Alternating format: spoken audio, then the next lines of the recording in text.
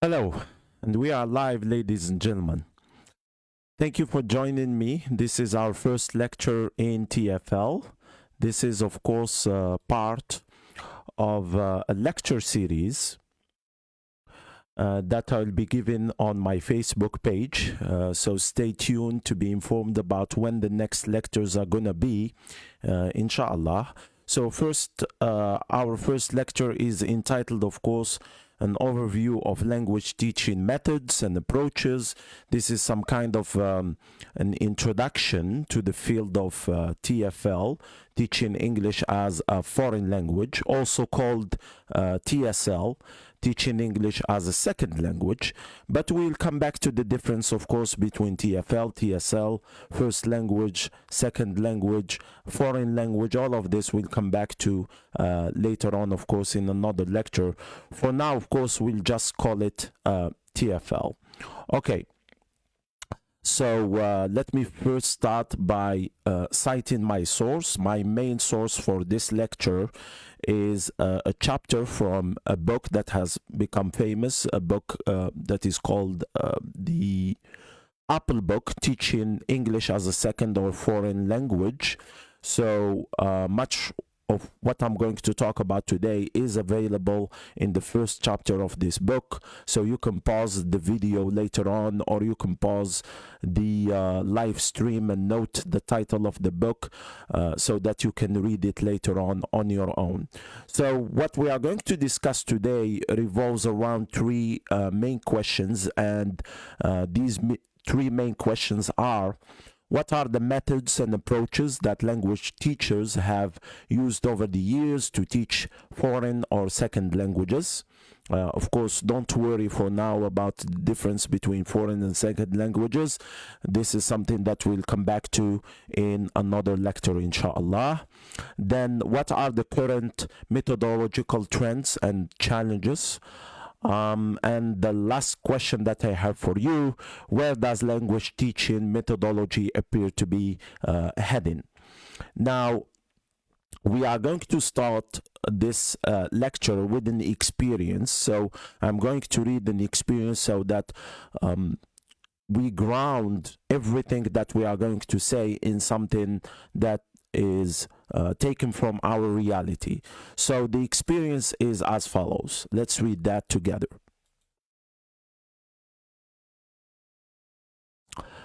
A committee of professors reviewing applications for their PhD graduate program in TESOL or in TFL come upon the statement of another applicant who declares in his statement of purpose that he wishes to be admitted to discover, most ambitiously, to develop the one best method for teaching English as a foreign language. Several committee members utter words of impatience and disappointment, like, "Oh no, not another one," and like, "Here we go again."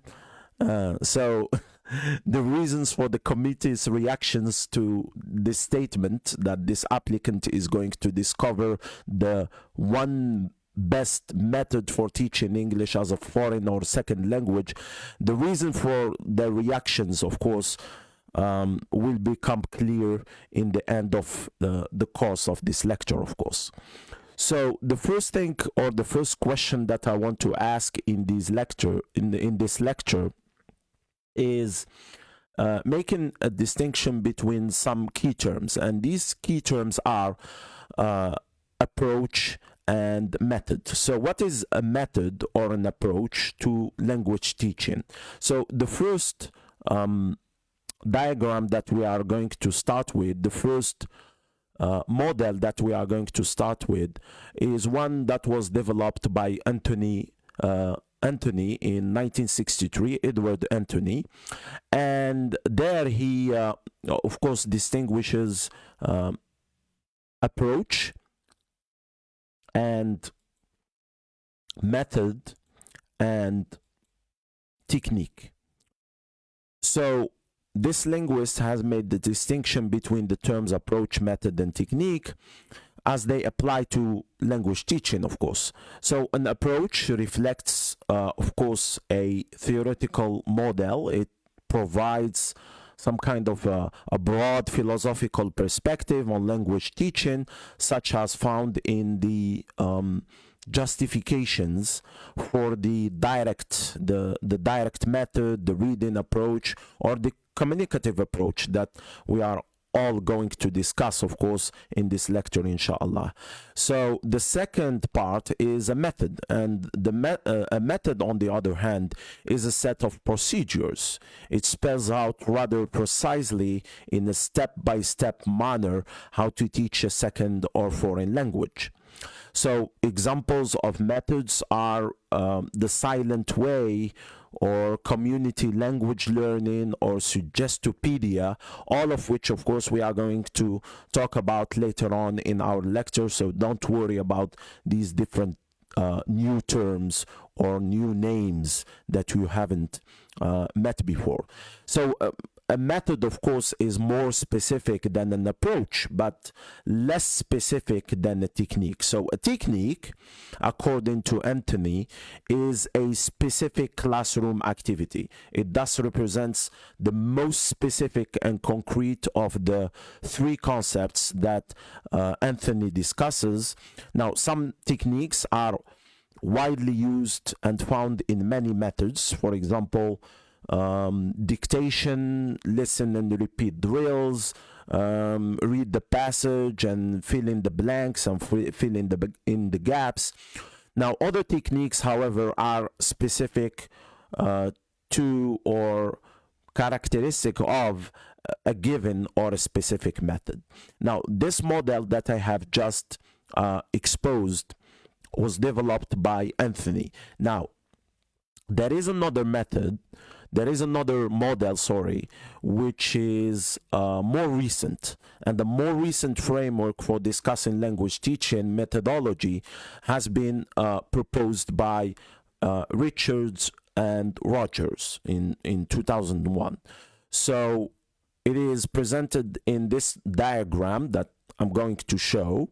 So in this diagram, we have method as the most general term. Then under method, we have approach. Then under approach, we have design. And under design, we have procedure. So it's a bit different, of course, from the one which was inspired by, but still different from the one that was developed by Anthony. So under method, we have the terms approach, design, and procedure. So their use of, that is Richards and Rogers, their use of the term approach is similar to Anthony's use, but their concept is more comprehensive and explicit. It includes theories of the nature of language, including units of language analysis and the nature of language learning, with reference to psychological and pedagogical principles, of course. So the design portion of Richards and Rogers framework entails the curriculum objectives and the syllabus types. For example, structural, notional, functional, or content-based. It also includes learning and teaching activities, and it spells out the roles of teachers and learners. And finally, design includes the materials along with their form, their function, and role in the teaching and learning process. Now, last, the term procedure for Richards and Rogers refers to techniques and practices and behaviors and equipment observable in the classroom. So these are the interactional patterns and strategies used by teachers and students, and are also parts of procedure, of course. So now that we have made clear what are the differences between method, approach, procedure, technique. All of these terms, of course, we are going to need in our, not only in this lecture, but also in our subsequent lectures, and that you are going to need, of course, in your consideration of the field of TFL. Now, I want to show you an image, and we call this the pendulum swing. You have seen this perhaps on the desk of someone you know, or in an office.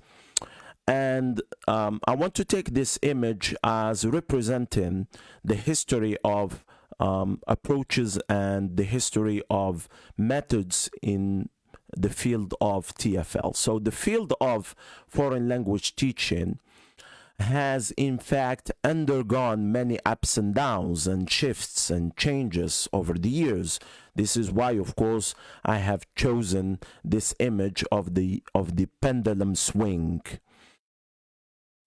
And TFL is not like, for example, the discipline of physics or chemistry, which generally speaking, do not change until there is a big discovery. No, language teaching is a field in which you will see new stars coming up and quickly going down, and quickly and suddenly disappearing as quickly as they came up. This is why I have chosen this image of the pendulum swing, of course, to convey this idea of constant change and ups and downs and come and go. In fact, any newcomer to this field of TFL should be aware of the history of language teaching. They should have a sense of history in order to be aware of the linguistic, the psychological, the sociocultural foundations of the many methodological options that are available.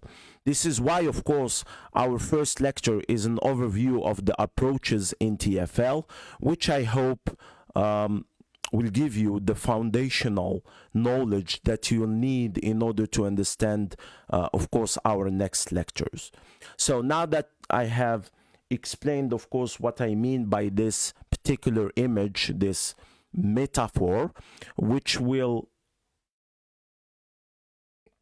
guide us all along our lecture together, and which I want you to keep in mind for our next lectures, inshallah, as well.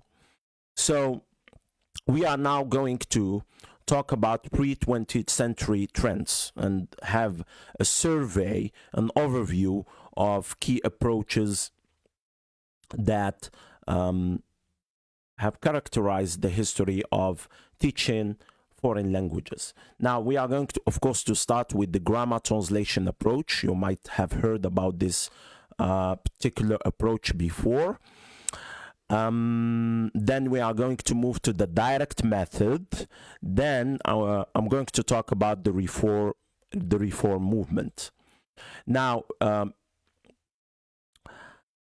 before the 20th century, language teaching methodology was basically between two types of approaches. One focused on getting learners to use the language, i.e. to speak and understand it, versus getting learners to analyze a language, i.e. to learn its grammatical rules. So these are the two approaches, of course, that you had before the 20th century. Now, both the classical Greek and medieval Latin periods were characterized by an emphasis on teaching people to use foreign languages. Now, the classical languages, first Greek and then Latin, of course, were used as a lingua franca. Now, I'm going, of course, in our subsequent lectures, I'm going to explain what I mean by lingua franca. So, higher learning was given only to these languages, all over Europe. They were also used very widely in philosophy or religion, in politics and business. Thus, the educated elite became fluent speakers and readers and writers of the appropriate classical languages, that is Greek and Latin. We can assume that the teachers used informal and direct approaches to convey the form and the meaning of the language they were teaching, and that they used oral techniques with no language textbooks, of course. Now, this situation changed by the Renaissance and the invention of the printing press. So later during the Renaissance, the formal study of the grammars of Greek and Latin became more popular through the mass production made possible by the invention of the printing press that you can see in the picture. In the case of Latin, it was discovered that the grammar of the classical texts was different from that of Latin, of the Latin being used as a lingua franca, which became known as the Latin of the common people. Now, eventually, major differences developed between the classical Latin described in the Renaissance grammars, which of course became the formal object of instruction in schools, and the Latin being used for everyday purposes. Now, this shift occurred at the same time that Latin was being abandoned as a lingua franca. No one was speaking classical Latin anymore, and various European vernaculars had begun to rise in respectability and popularity. Now, this, of course, this fact led to the fact that people in one country or region began to find it necessary and useful to learn the language of another country or region, because classical Latin no longer became the lingua franca. Thus, the focus in language study shifted back to utility rather than analysis during the 17th century. Now, perhaps the most famous language teacher and methodologist of this period is Communicius, a Czech scholar and teacher who published books about his teaching techniques between 1631 and 1658. Now, some of the techniques that he espoused and that he taught were the use imitation instead of rules to teach a language, have your students to repeat after you, use a limited vocabulary initially, help your students practice reading and speaking, and last, teach language through pictures to make it meaningful. You can see that as early as the 1600s, these principles were later on used in other, of course, in other approaches that we are going to look at together later on. Now, we are going now to look at the grammar translation method. Now, by the beginning of the 19th century, the systematic study of the grammar of classical Latin and classical texts had once again taken hold in schools and universities throughout Europe. Now, the analytical grammar translation approach became firmly rooted as a way to teach not only Latin, but also by extension the vernaculars that had become modern languages as well.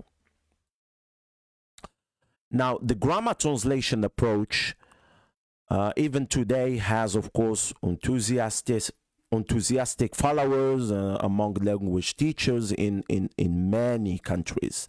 And I would like now to give you some of the most important principles of the grammar translation approach. Now, instruction is given in the native language of the students. There is little use of the target language for communication. The focus is on grammatical parsing, that is, the forms and inflections of words. There is early reading of difficult texts. A typical exercise is in the grammar translation approach, is to translate sentences from the target language into the mother tongue, or vice versa, of course.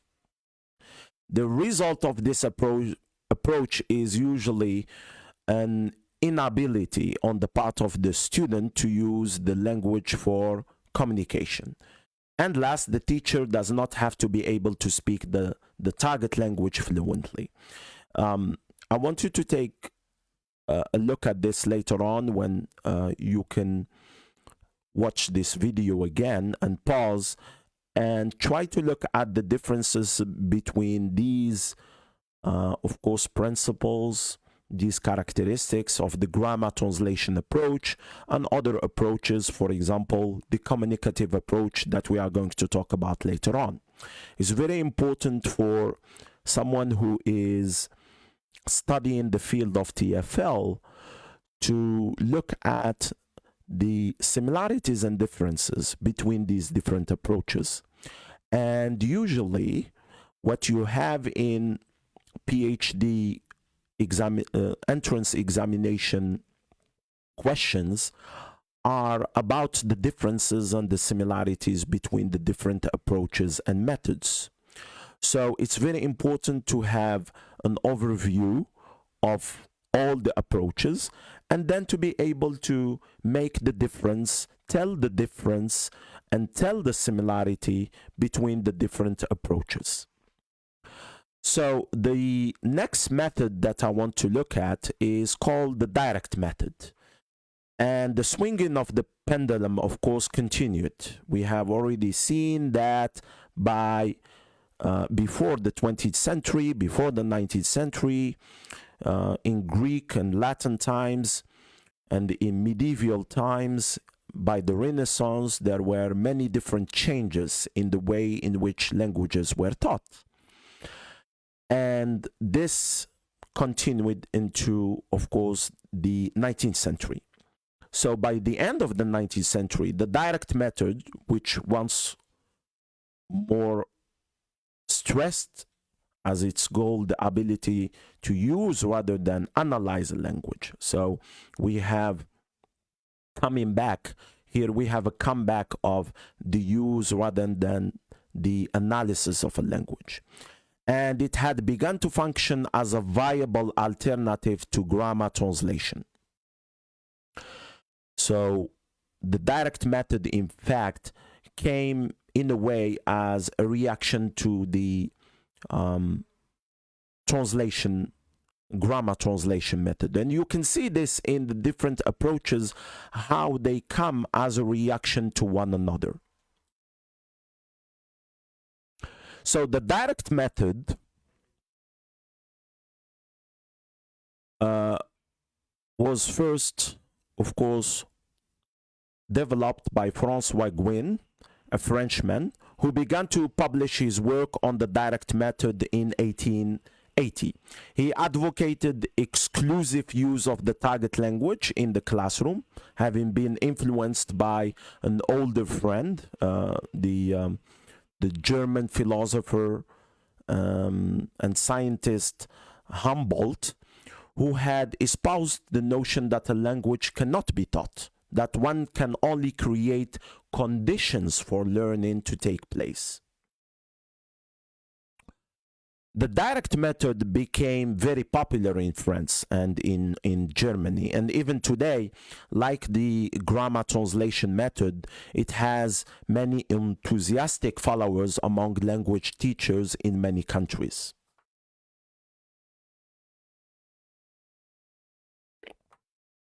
Let's now look at some of the most important characteristics of the direct method. In the direct method, there is no use of the mother tongue. The use of the mother tongue, in fact, is not permitted. So if you are an Arab and your mother tongue is Arabic, if you are in the direct method classroom, you cannot use Arabic. So the teacher does not need to know the student's native language. So if you are an Arab, an Algerian, for example, the teacher doesn't need to know Arabic in order to teach you the language, the target language, of course. Lessons begin with dialogues and anecdotes in modern conversational style. And of course, this is an important characteristic in the direct method, which of course will remind us later on of some of the characteristics that we find in the communicative approach, which came by the second half of the 20th century. Actions and pictures are used to make meaning clear.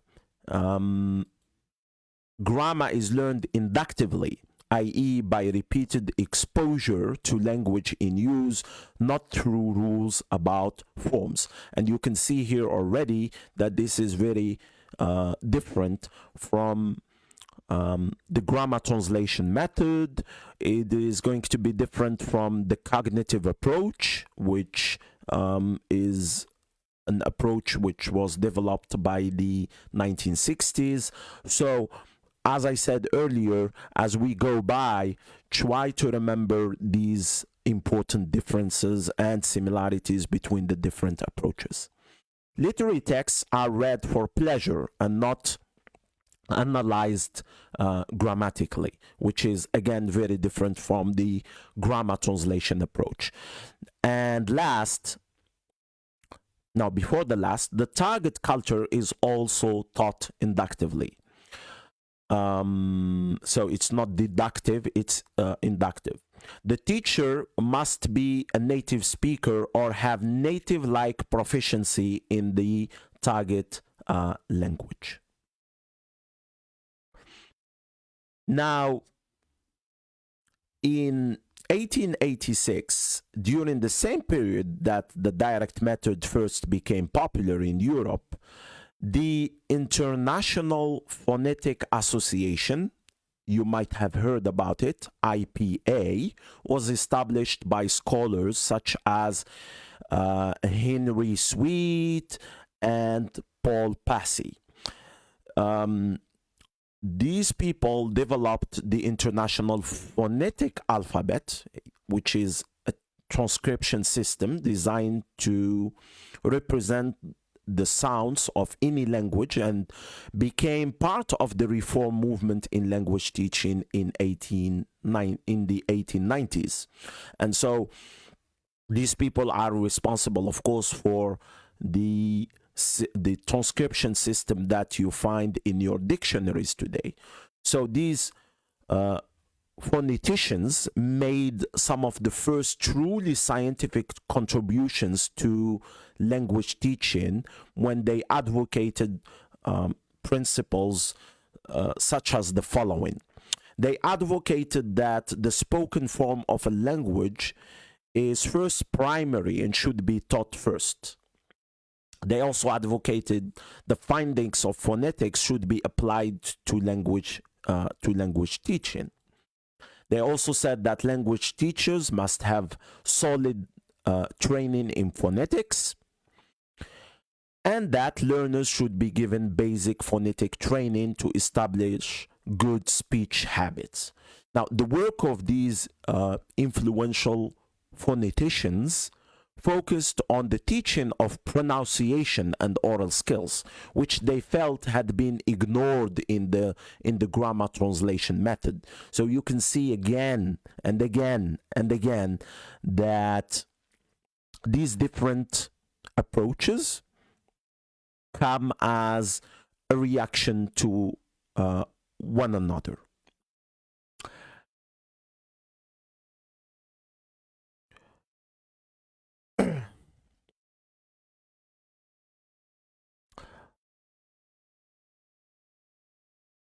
So the work of these influential phoneticians focused on the teaching of pronunciation and oral skills.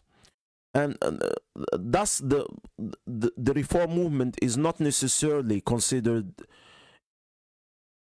a complete pedagogical approach to language teaching. Its promoters, however, did have a significant influence on later approaches, as we will see later on together. Now we move now to the early and mid 20th century approaches. We start, of course, we are going to start, of course, first with the reading approach. Then we'll move to the audiolingual approach. Then last, the oral situational approach. So the reading approach developed mainly in the United States. So in the early decades of the 20th century, the Modern Language Association of America endorsed and supported and promoted the reading approach to language teaching. Now, this approach was popular in North America, I mean by that Canada and the United States, of course, until the late 1930s and early 1940s. Now, the rationale behind this approach was that given the limited skills of most language teachers in America at that time, all that one could reasonably expect was for students to come away from the study of a foreign language, French, for example, to come away from the study of French, for example, being able to read the target language with emphasis on some of the great works of literature and philosophy that had been produced in that language. Now, elements of the reading approach include only the grammar useful for reading comprehension is taught. Vocabulary is controlled at first, now based on frequency and of course usefulness, and then expanded. Translation is once more a respectable classroom procedure. So with the reading approach, we have a comeback to the grammar translation approach. Reading comprehension is the only language skill emphasized, so all the other skills are of course ignored, like speaking and listening. All of these are ignored. The teacher does not need to have good oral proficiency in the target language, doesn't need to communicate in the language, for example. And the first language is used to present reading material, discuss it, and check understanding. So contrary, for example, to the direct method where we have seen that you cannot use the native language, the first language, the L1, you cannot use it in the direct method. In the reading approach, it's totally okay to use the first language. So if you are an Arab, the Arabic would be used while you are learning English, which is totally different, of course, from the direct method or from the communicative approach, for example. We move next to the audiolingual approach. Now, the audiolingual approach also developed in America.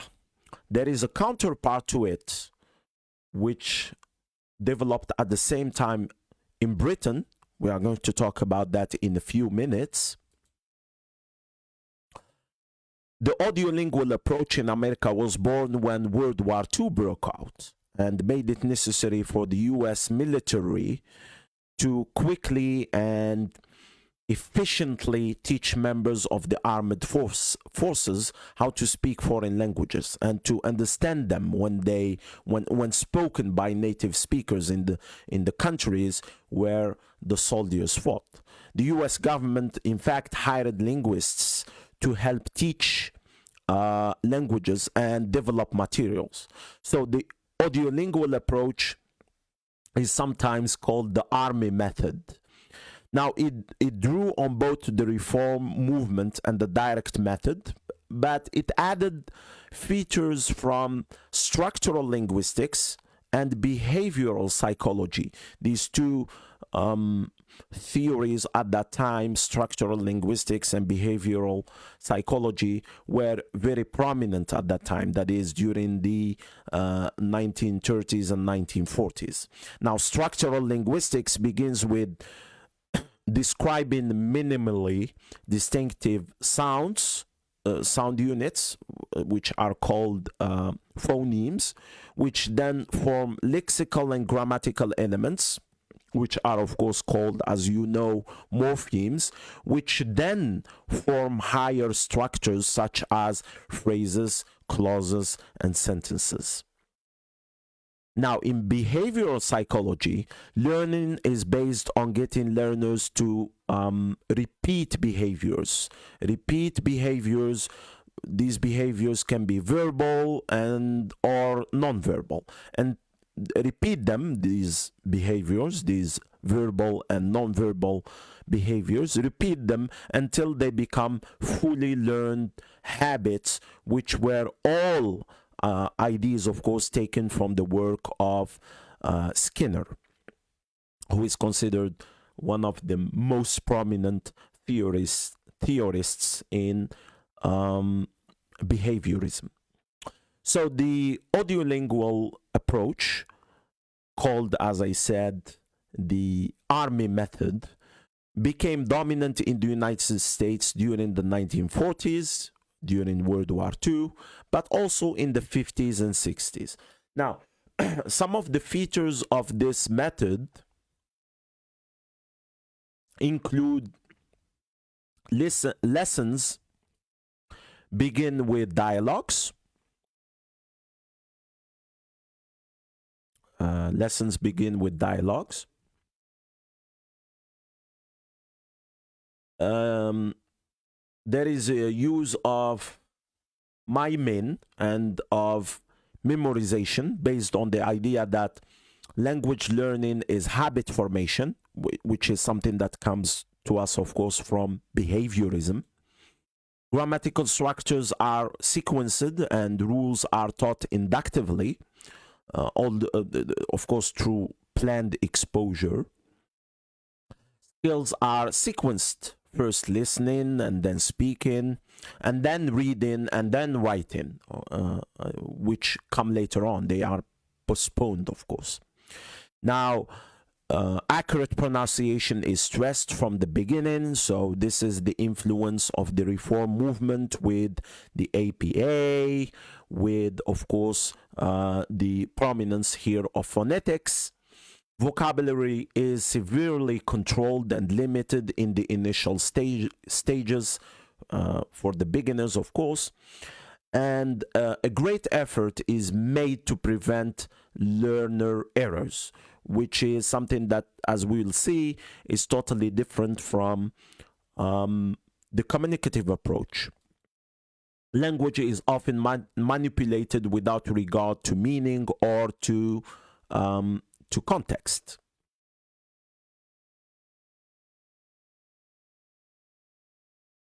And last, the teacher must be proficient only in the structures, vocabulary, and other aspects of the language that he or she is teaching, since learning activities and materials are carefully controlled.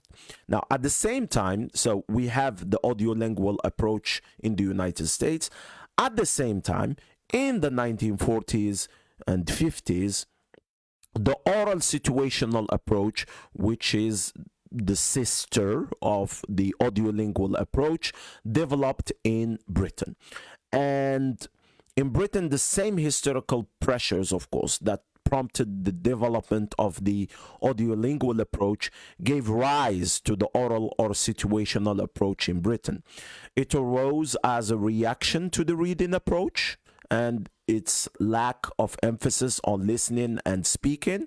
So this approach was dominant in Britain, as I said earlier, in the 1940s and 50s and even the 60s. And it drew on the reform movement of phonetics and the direct approach, but added features from what now we call Firthian linguistics. This is by John Firth. and the emerging professional field of language pedagogy, which of course started to develop in the 1950s and boomed in the 1960s, of course.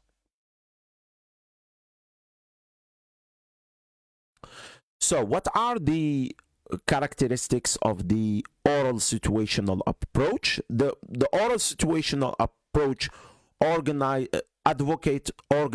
advocated organizing structures around situations. For example, at the pharmacy or at the restaurant, that provided the learner with maximum opportunity to practice the target language.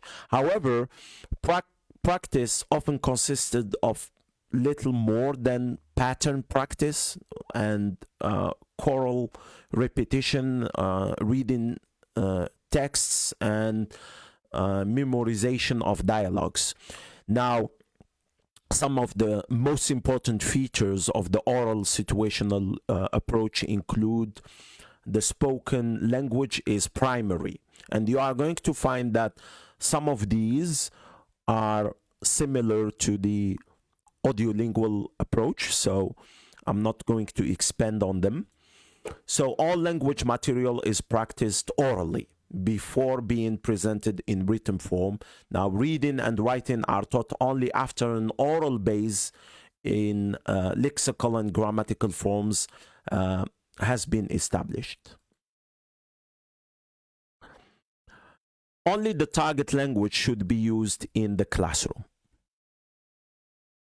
Efforts are made to ensure that the most general and useful lexical terms or items are presented.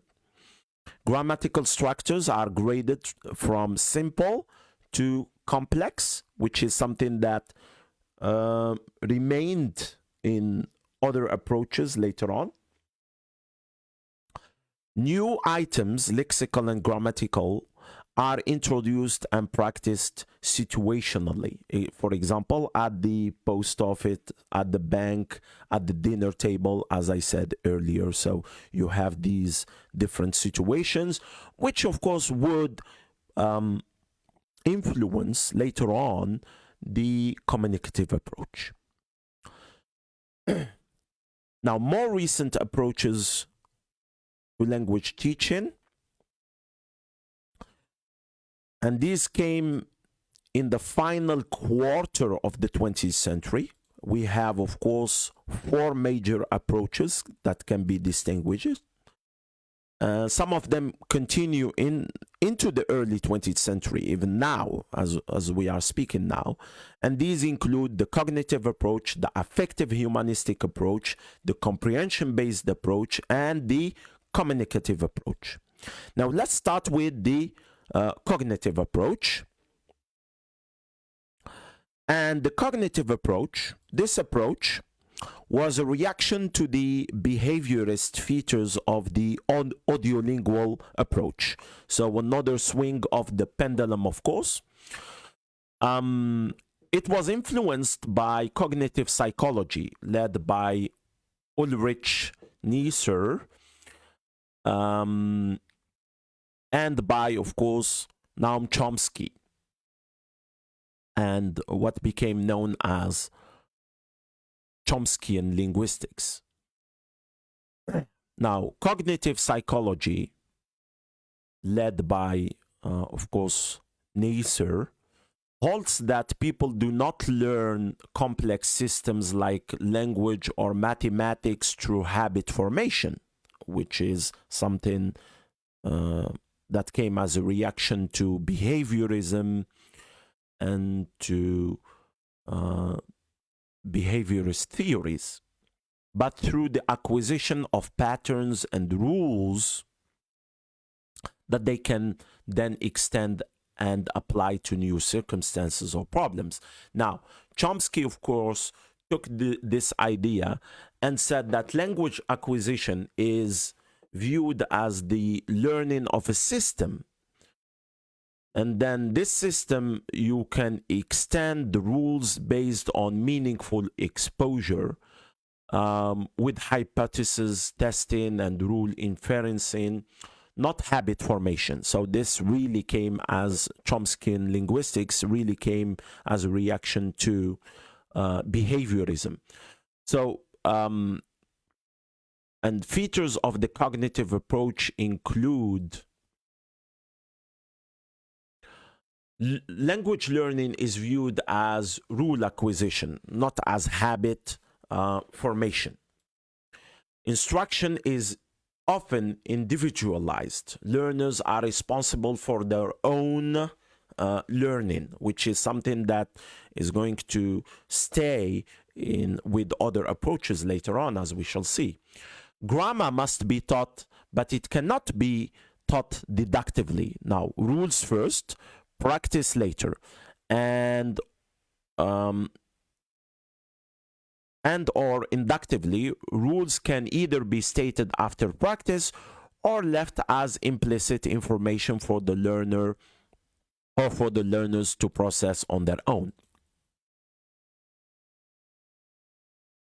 Now, pronunciation, in opposition to the audiolingual approach, pronunciation is de-emphasized, is not emphasized, okay? It's de-emphasized. And perfection is viewed as something unrealistic and unattainable, which was something that the audiolingual approach strived for. Now, reading and writing are once again as important as listening and speaking.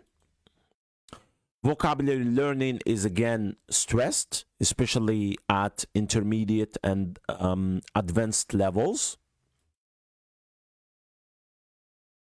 Errors are viewed as inevitable, to be used constructively for enhancing the learning process, for feedback and for correction, which is different from the audiolingual approach, which tried, of course, to eliminate errors as much as possible. But that's not the case with the cognitive approach.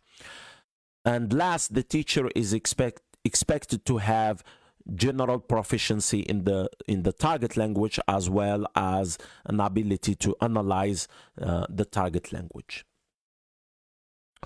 The next approach that I want to look at now is the affective humanistic approach. This approach developed as a reaction to the general lack of affective considerations in both the audiolingual approach and the cognitive approach. The focus of this approach is on the social climate in the classroom and on the development of positive relationships between the teacher and the learners and among the learners themselves. The affective humanistic approach argues that learning a language is a social and personal process, and that this has to be taken into account in the methods and materials used. Now, you can clearly see that this comes as a reaction to the procedures, to the philosophy behind the cognitive approach and the audiolingual approach, the army method. So the affective humanistic approach had some characteristics that I want to mention today and I want to talk about today. And these are respect for each individual, students and teachers, and for their feelings is emphasized. So this is something that we do not find in the audiolingual approach or method or in the cognitive approach. Communication that is personally meaningful to the learner is given priority, and this would of course greatly influence the communicative approach that would come in the 1970s, 80s and 90s. Instruction involves much work in pairs and small groups. Again, something that we'll find later on in the communicative approach. The class atmosphere is viewed as more important than materials or methods. So generally speaking, with the affective humanistic approach, you'll find that you can sit on the floor It's a very relaxed environment, etc. Now, peer support and interaction are viewed as necessary for learning, and this is in order to create this relaxed atmosphere, friendly atmosphere, in which human relations are more important than anything else. Learning a second or foreign language is viewed as a self-realization process. That is something that you would achieve when you want to, and this is a very important characteristic that I think would be taken up by the communicative approach later on. The teacher is a counselor or facilitator rather than the ultimate source of knowledge. So the teacher is there to facilitate and not to transfer knowledge, which is something very different, for example, from the way in which the teacher is viewed in the grammar translation approach. So again, I want you to note these similarities and differences as we go by, and this is something that we are going to come back to in our next lectures, of course, inshallah. Last, the teacher should be proficient in the target language and in the student's native language, since translation may be used heavily in the initial stages to help students feel at ease, and later it is gradually phased out and taken out. So again, this is in order to reduce the stress that the students can feel or the learners can feel at the beginning once they are exposed to a language they don't know. So in the affective humanistic approach, it is preferable, of course, to use the native language in the starting phases at the beginning, so that the learners feel at ease and they are not stressed out. From there, of course, this is something that influenced the comprehension-based approach, which has many similarities with the affective humanistic approach. The comprehension-based approach was led by Stephen Krashen, a very important, of course, theoretician of second language learning, and James Asher.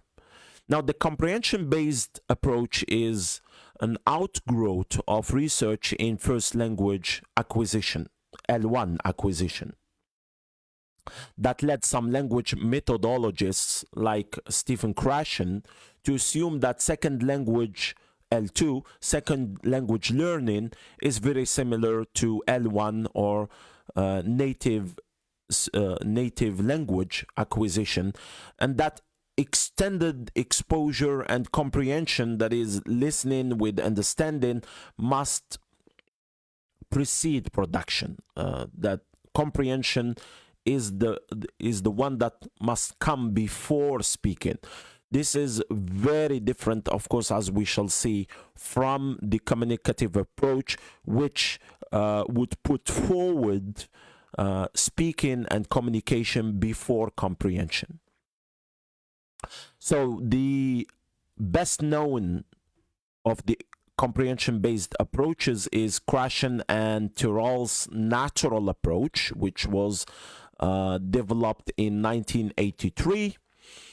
So some of the characteristics of the comprehension approach are listening.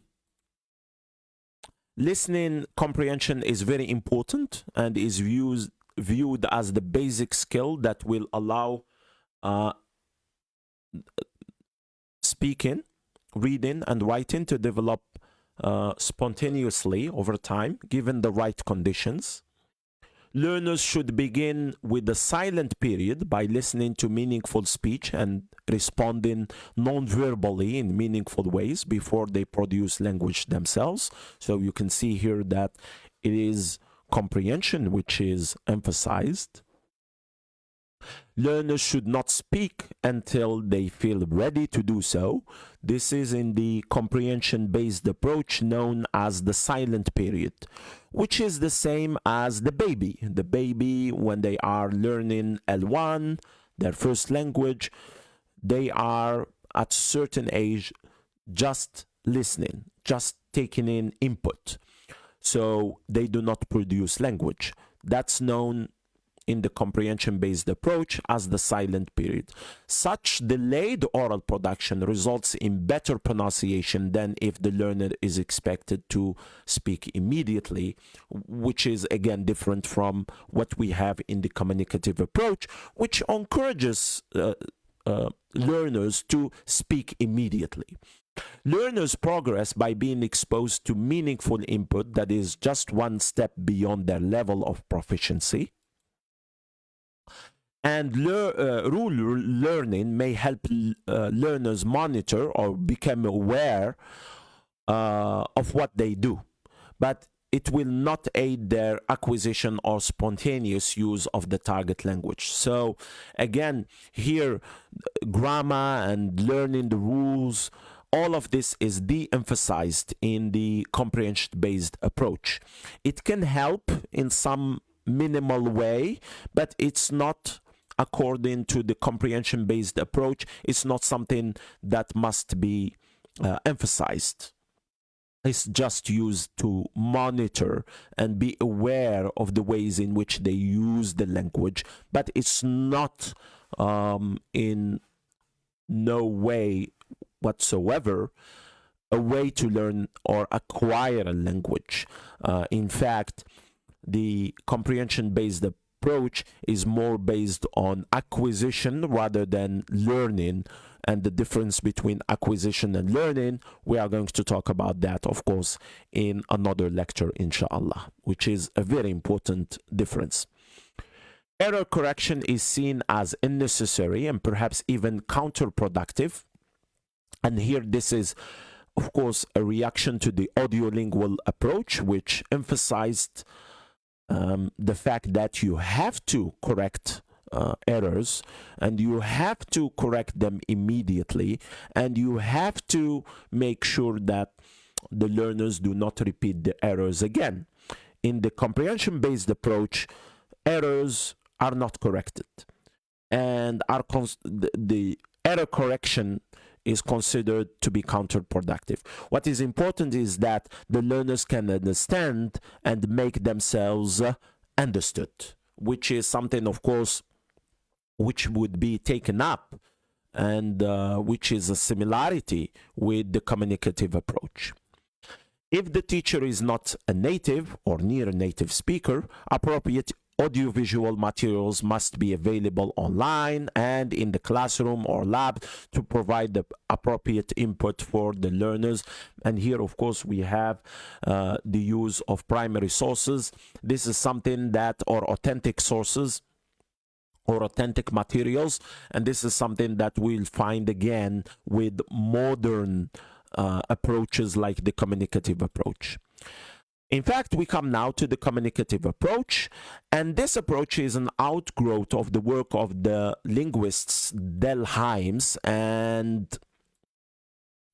Michael Holliday and Firth that we have seen earlier with the oral approach in Britain, among others. Of course, there were many other linguists who were behind the development of the communicative approach. So these are a few of them, or the most important of them. Of course, Hymes and Holliday. Those who study linguistics all know something about Chomsky, about Hymes, and about Holliday. Now, all of these linguists view language as a meaning-based system for communication, functional. So now, serving as an umbrella, this the communicative approach, now it serves as a kind of umbrella term, a general term for a wide number of designs and procedures. Now, the communicative approach includes now what we call task-based language teaching and project work and content-based and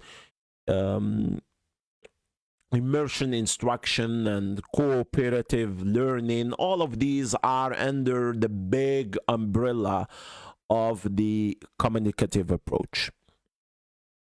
Now, some of the most important features of the communicative approach, there are many of them.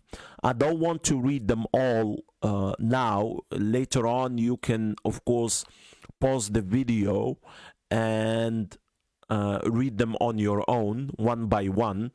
I don't want to go through them all, but I will read some of them.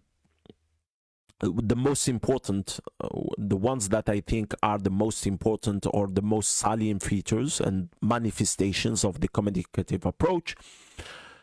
The first one and the most important is that the goal of language teaching is the learner's ability to, of course, communicate in the target language. And hence, it is assumed that the content of a language course will include semantic notions and social functions that are as important as linguistic structures. So it's very important to include all of these, the functional side and the social side in the communicative approach. As I said, you can read these on your own later on. You can pause the video. It is going to be recorded here on this page. Now, I want to sum up all of this into central principles of 4 current approaches to language teaching. And to sum up, we can see that certain features of several of the pre-20th century approaches really arose in reaction to perceived inadequacies. That is, here we come back to the image of the pendulum swing. So one approach, one theory, one method came as a reaction to the other. But at the same time, it influenced, one approach influenced many others that came, influenced them in a sense that they did the opposite, or they adopted what has been done by this particular approach. So the more recent approaches developed in the 20th century and expanded in the early 21st century also do this to some extent. So we can see that in this particular slide. So cognitive approach, based on what? Based on language learning is rule-governed cognitive behavior, not habit formation. The affective humanistic approach, learning a foreign language is a process of self-realization and of relating to other people. The comprehension-based approach, language acquisition occurs if and only if the learner receives and comprehends sufficient meaningful input. The communicative approach, the purpose of language, and thus the goal of language teaching and learning, is communication. So you can see in this slide that the 4 principal current approaches to teaching languages are different from each other.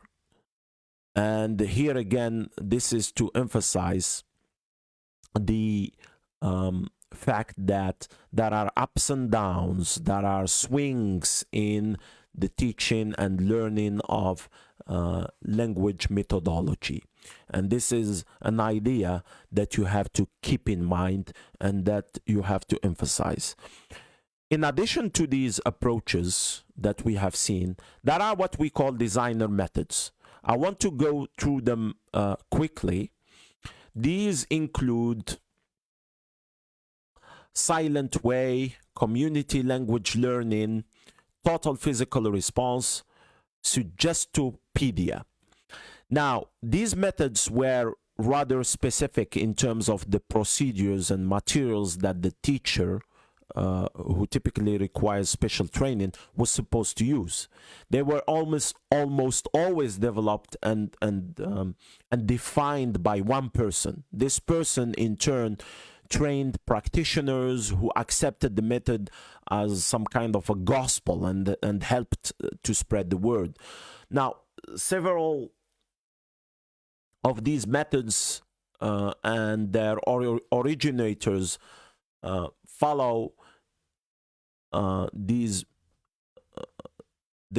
brief description of the silent way and the community language learning and total physical response and Suggestopedia. So let's start with the silent way.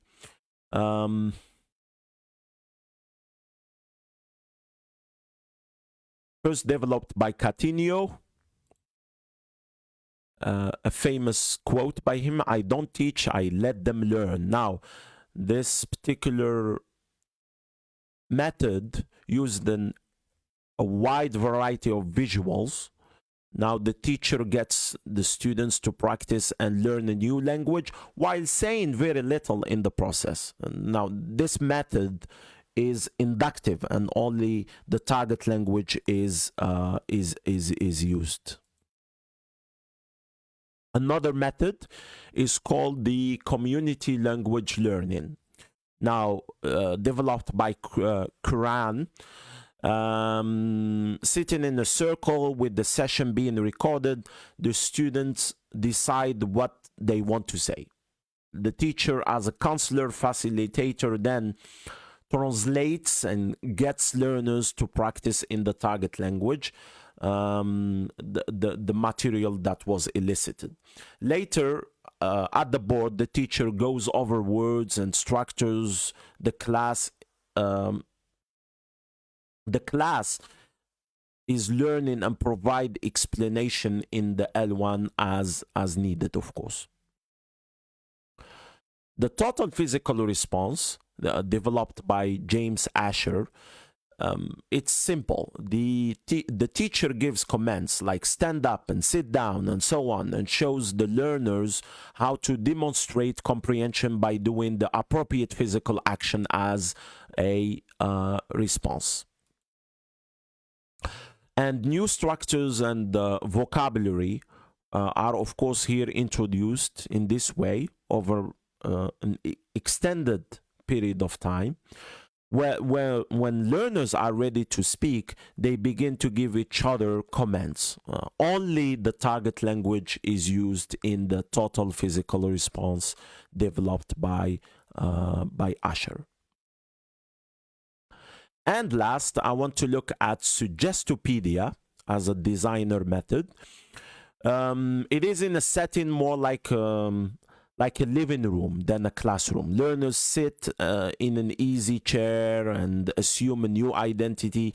Now, the teacher, using only the target language, presents a script 2 times over 2 days. This is, at the same time, there is music in the background. This is followed by a group of choral reading of the script on the first day, along with songs and games. On the second day, the students elaborate on the script to tell an anecdote or story. The learners have copies of the script along with an L1 translation, of course, which is juxtaposed, that is side by side on the same page. You have the target language and the L1 translation of the text, and this process that I have just described would continue with new script over new days, etc., etc. I assume and I think that now we are in what we call the post-methods era, because there is criticism of methods. Now, the rigidity found in designer methods led some applied linguists, like Richards, for example, to seriously question the usefulness of approaches and designer methods. This led to a healthy skepticism among language educators, who argued that there is no such thing as the best method. Stevens, for example, was among the first,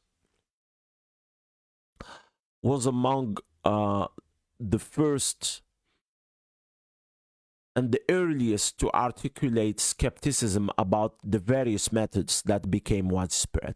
And this is a quote by Stevens in 1977. Let's read it together. It gives us an idea about how there is a criticism of the methods. The complex circumstances of teaching and learning languages with different kinds of pupils, teachers, aims and objectives, approaches, methods and materials, classroom techniques and standards of achievement make it inconceivable that any single method could achieve optimum success in all circumstances. So this is a severe critique of methods and of the designer methods, of course. Adamson also criticizes language teaching methods and suggests that attention now must be turned to the teacher and the learner and the ways in which they can operate effectively in their educational context, instead of offering generalized pre-packaged solutions in the shape of teaching materials and strategies. So this is yet another critique, and I think it's a very important critique of the methods and approaches. So there is a question there that we want to ask: why there is no best method? There is one linguist who has come with 3 ways in which we can answer this question, why there is no best method. And the different methods are best for different teaching, learning circumstances. This is number 1. Number 2, all methods have some truth or validity. So there is no such thing as the best method. And the whole notion of what is a good or bad method is irrelevant. So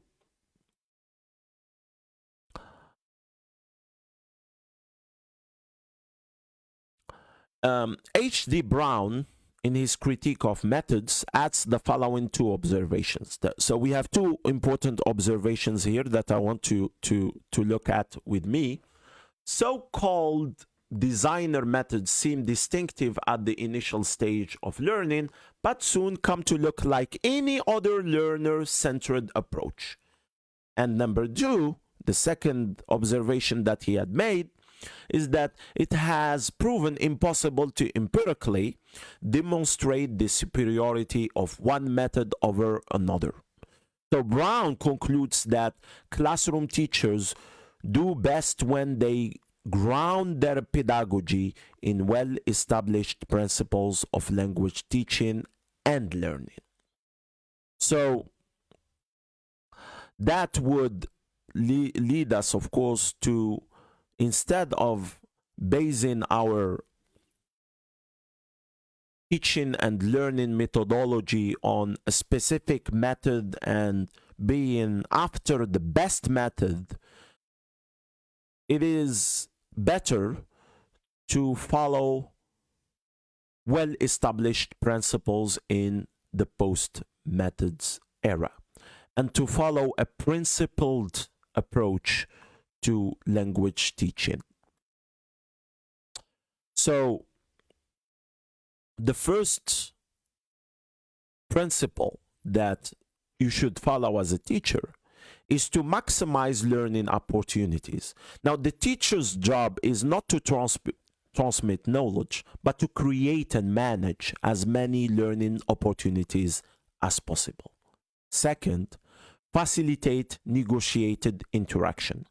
Learners, in fact, should initiate classroom talk, not just respond to the teacher's prompts, by asking for clarification, by confirming, by reacting, and so on. This is part of teacher-student and student-student interaction. Third, minimize perceptual mismatch. What I mean by that is that you have to try to reduce or avoid mismatches between what the teacher and the learner believe is being taught or should be taught, as well as how learner performance should be evaluated. This is another principle which I think is very important. Activate intuitive heuristics. Now, this means teachers should provide enough data for learners to infer underlying grammatical rules, since it is impossible to explicitly teach all the L2 rules. The last one that I want to look at in this slide is foster language awareness. Now, what I mean by that is that teachers should get learners to attend to and learn the formal properties of the L2, and then to compare and contrast these formal properties with those of the L1. Number 6, contextualize linguistic input. Now, when you do that, meaningful discourse-based activities are needed in order to help learners see the interaction of grammar, of lexicon, and pragmatics in natural language use. Then, integrate language skills. Now, of course, the separation of listening, reading, speaking, and writing is artificial. So in the real world, learners should integrate skills. So conversation, listening and speaking, note-taking, listening and writing, self-study, reading and writing, and so on. So here you have to integrate the skills. The other one is to promote learner autonomy. And teachers should, in this sense, help learners to learn on their own by raising awareness of effective learning strategies and providing problems and tasks that encourage learners to use strategies such as planning and self-monitoring.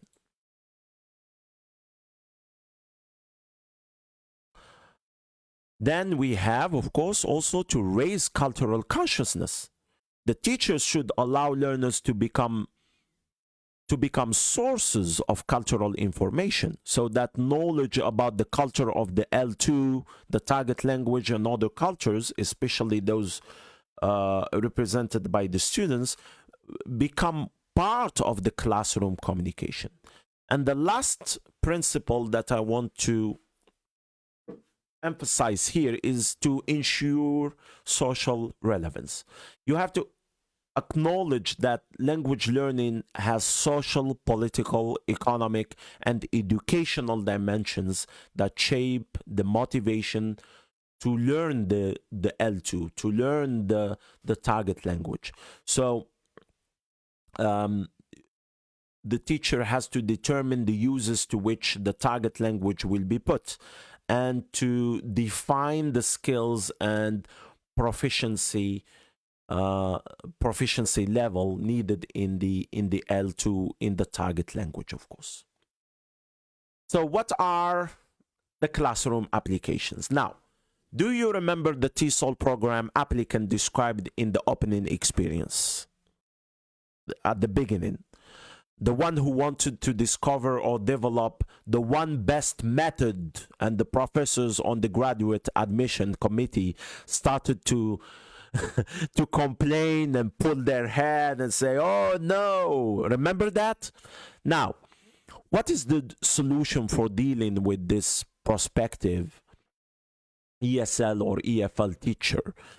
The best way for him or her, this applicant, to learn to take wise decisions is to gain knowledge about the various approaches, like we have done today, to gain knowledge about the various methods and frameworks currently available, and to identify practices that may prove successful with the learners in the context in which he or she is or will be working. So the overview that I have presented in this lecture today just scratches the surface. There are at least 5 things that our applicant to the PhD program should learn to do. And to make good pragmatic decisions concerning a good application of an approach and a design or a method. So assess students' needs first. Second, examine the instructional constraints. Third, determine the attitudes, learning styles, and cultural backgrounds of individual students to the extent that is possible. And number four, determine how the student's language learning will be assessed.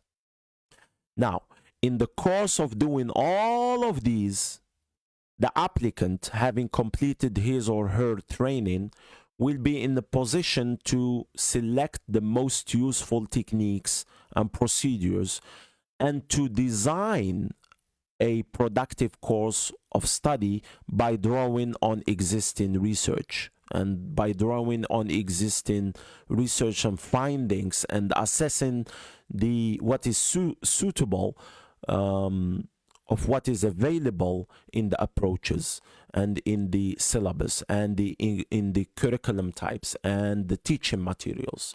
So the solution, what is the solution to his problem, to his dilemma? The takeaway of this lecture is that adapt, don't adopt. Always adapt, don't adopt. So, of course, this takeaway is going to be our guiding principle all along the lectures that I'm going to give over the course of the weeks. So, adapt, don't adopt. Now, I'll leave you with this list of further reading. If you wanted, of course, to have further knowledge, information about what we have discussed today.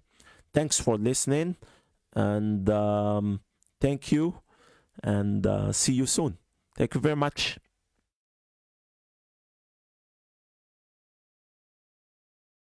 Bye.